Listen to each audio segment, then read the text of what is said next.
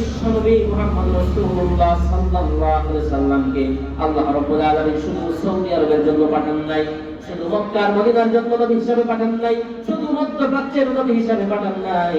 রব্বুল আলামিন বলেন, ওয়া মা আরসালনাকা ইল্লা রাহমাতাল লিল আলামিন। রহমতে আলম নবী নূরে মুজাসসাম, বলেন না, রহমতে আলম নবী নূরে মুজাসসাম। সাহাবীরা আতর বাগাই ওই নবীজির নাম। বিল্লাহি তাকবীর, সুবহানাল্লাহ। আর চিৎকার করে সুবহানাল্লাহ।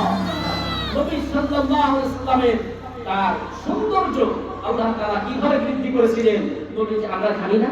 নবীজি সাল্লাল্লাহু আলাইহি ওয়াসাল্লাম যখন ঘামতেন, সাহাবীরা ছোট্ট ছোট্ট বোতল শিশি দিয়ে নবীজির ঘাম মোবারক এভাবে করে তারা শিশির মধ্যে নিয়ে রাখতো, আর তারা আতর হিসাবে, স্প্রে হিসাবে, বডি স্প্রে হিসাবে, আতর হিসাবে, পারফিউম হিসাবে এই ঘামকে ব্যবহার করতো। সুবহানাল্লাহ।